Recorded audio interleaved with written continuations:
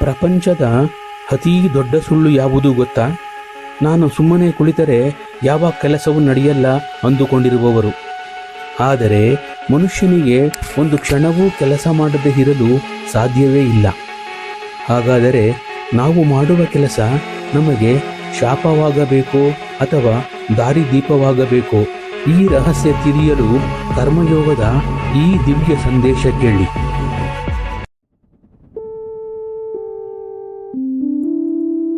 ಯದ್ಯದಾಚರತಿ ಶ್ರೇಷ್ಠಃ ತತ್ತದೇವೇತರೋ ಜನಃ ಸ್ವಯತ್ ಪ್ರಮಾಣಂ ಕುರುತೆ ಲೋಕಸ್ತದನು ವರ್ತತೆ. ಈ ಶ್ಲೋಕದ ಅರ್ಥ, ಯಾವ ಮಹಾನ್ ವ್ಯಕ್ತಿ ಏನು ಮಾಡುತ್ತಾನೋ ಸಾಮಾನ್ಯ ಜನರು ಅದನ್ನೇ ಅನುಸರಿಸುತ್ತಾರೆ. ಅವನು ಯಾವುದನ್ನು ಸರಿಯೆಂದು ತೋರಿಸುತ್ತಾನೋ ಜಗತ್ತು ಅದನ್ನೇ ಅನುಸರಿಸುತ್ತದೆ. ಅರ್ಜುನ ಕೃಷ್ಣನಿಗೆ ಕೇಳುತ್ತಾನೆ, ನೀನೇನೋ ಜ್ಞಾನವೇ ಶ್ರೇಷ್ಠ ಅಂದೆ, ಹಾಗಾದರೆ ಈ ಭಯಾನಕವಾದ ಯುದ್ಧದಲ್ಲಿ ನನ್ನನ್ನು ಯಾಕೆ ದೂಡುತ್ತಿದ್ದೀಯಾ? ನಿನ್ನ ಮಾತುಗಳು ನನ್ನನ್ನು ಗೊಂದಲಕ್ಕೀಡು ಮಾಡುತ್ತಿವೆ. ಪ್ರಭು, ನನಗೆ ಶ್ರೇಯಸ್ಸು ಯಾವುದರಲ್ಲಿದೆ ಎಂದು ಸ್ಪಷ್ಟವಾಗಿ ಹೇಳು. ಶ್ರೀಕೃಷ್ಣ ಅರ್ಜುನನಿಗೆ ಹೇಳ್ತಾರೆ, ಈ ಲೋಕದಲ್ಲಿ 2 ಮಾರ್ಗಗಳಿವೆ, ಜ್ಞಾನದ ಮಾರ್ಗ ಮತ್ತು ಕರ್ಮದ ಮಾರ್ಗ.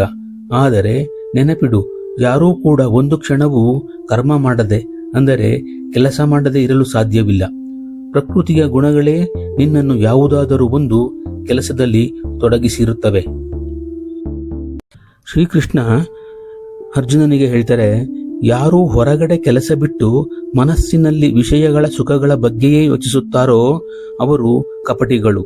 ಆದರೆ ಯಾರೋ ತನ್ನ ಇಂದ್ರಿಯಗಳನ್ನು ಹತೋಟಿಯಲ್ಲಿ ಇಟ್ಟುಕೊಂಡು ಫಲದ ಆಸೆ ಇಲ್ಲದೆ ತನ್ನ ಕರ್ತವ್ಯ ಮಾಡುತ್ತಾರೋ ಅವರೇ ನಿಜವಾದ ಶ್ರೇಷ್ಠರು. ಕೆಲಸ ಮಾಡದೆ ಇರುವುದಕ್ಕಿಂತ ನಿನ್ನ ಪಾಲಿನ ಕೆಲಸ ಮಾಡುವುದು ಎಷ್ಟೋ ಮೇಲು. ಶ್ರೀಕೃಷ್ಣ ಅರ್ಜುನನಿಗೆ ಹೇಳ್ತಾರೆ, ಶ್ರೇಷ್ಠನಾದ ಮನುಷ್ಯನು ಏನನ್ನು ಮಾಡುತ್ತಾನೋ ಸಾಮಾನ್ಯ ಜನರು ಅದನ್ನೇ ಅನುಸರಿಸುತ್ತಾರೆ. ನಾನು ಭಗವಂತನಾಗಿದ್ದರೂ ನಿರಂತರವಾಗಿ ಕೆಲಸ ಮಾಡುತ್ತಲೇ ಇರುತ್ತೇನೆ. ಯಾಕೆಂದರೆ ನಾನೇ ಕೆಲಸ ನಿಲ್ಲಿಸಿದರೆ ಈ ಜಗತ್ತಿನ ಜನರೆಲ್ಲ ಸೋಮಾರಿಗಳಾಗಿ ನಾಶವಾಗುತ್ತಾರೆ. ಹಾಗಾಗಿ ನೀನು ಸಹ ಲೋಕ ಕಲ್ಯಾಣಕ್ಕಾಗಿ ನಿನ್ನ ಕೆಲಸವನ್ನು ಮಾಡು. ಅರ್ಜುನ ಕೃಷ್ಣನಿಗೆ ಕೇಳ್ತಾನೆ, ಕೃಷ್ಣ, ಮನುಷ್ಯನಿಗೆ ಇಷ್ಟವಿಲ್ಲದಿದ್ದರೂ ಬಲವಂತವಾಗಿ ತಪ್ಪು ಕೆಲಸ ಮಾಡುವಂತೆ ತಳ್ಳುವುದು ಯಾವುದು? ಶ್ರೀಕೃಷ್ಣ ಹೇಳ್ತಾರೆ, ಅರ್ಜುನ, ಅದುವೇ ಕಾಮ ಅಂದರೆ ಆಸೆ ಮತ್ತು ಕ್ರೋಧ ಅಂದರೆ ಕೋಪ. ಇದು ಬೆಂಕಿಯಂತೆ ಎಲ್ಲವನ್ನು ಸುಟ್ಟು ಹಾಕುತ್ತದೆ. ಹೊಗೆಯು ಬೆಂಕಿಯನ್ನು ಮುಚ್ಚುವಂತೆ ಈ ಆಸೆಯು ಮನುಷ್ಯನ ಜ್ಞಾನವನ್ನೇ ಮುಚ್ಚಿ ಹಾಕಿಬಿಡುತ್ತದೆ. ಮೊದಲು ನಿನ್ನ ಇಂದ್ರಿಯಗಳನ್ನು ಗೆದ್ದು ಈ ಶತ್ರುವನ್ನು ಸಂಹರಿಸು. ಶ್ರೀಕೃಷ್ಣ ಮತ್ತೆ ಅರ್ಜುನನಿಗೆ ಹೇಳ್ತಾರೆ, ಆತ್ಮವು ಎಲ್ಲಕ್ಕಿಂತಲೂ ಶ್ರೇಷ್ಠ. ಆ ಆತ್ಮದ ಶಕ್ತಿಯಿಂದ ನಿನ್ನ ಮನಸ್ಸನ್ನು ಗೆಲ್ಲು. ಆಸೆ ಎಂಬ ಅತೀ ದೊಡ್ಡ ಶತ್ರುವನ್ನು ಸೋಲಿಸಿ ನಿನ್ನ ಕರ್ತವ್ಯವನ್ನು ಪೂರೈಸು. ನೋಡಿದ್ರಲ್ಲ ವೀಕ್ಷಕರೇ, ಕೆಲಸ ಮಾಡುವುದು ಹೇಗೆ ಮತ್ತು ಆಸೆಯನ್ನು ಗೆಲ್ಲುವುದು ಹೇಗೆ ಅಂತ ಶ್ರೀಕೃಷ್ಣ ನಮಗೆ ಈ ಕರ್ಮಯೋಗದಲ್ಲಿ ತಿಳಿಸಿಕೊಟ್ಟಿದ್ದಾರೆ. ಆದರೆ ಕೃಷ್ಣ ಹೇಳುತ್ತಿರುವಂತೆ ಈ ಜ್ಞಾನ ಇವತ್ತಿನದ ಅಥವಾ ಕೋಟ್ಯಾಂತರ ವರ್ಷಗಳ ಹಿಂದೆಯೇ ಶ್ರೀಕೃಷ್ಣ ಇದನ್ನು ಯಾರಿಗಾದರೂ ಬೋಧಿಸಿದ್ದನಾ? ಮುಂದಿನ ಅಧ್ಯಾಯದಲ್ಲಿ ಕೃಷ್ಣ ಒಂದು ಅಚ್ಚರಿಯ ವಿಷಯ ಹೇಳುತ್ತಾನೆ.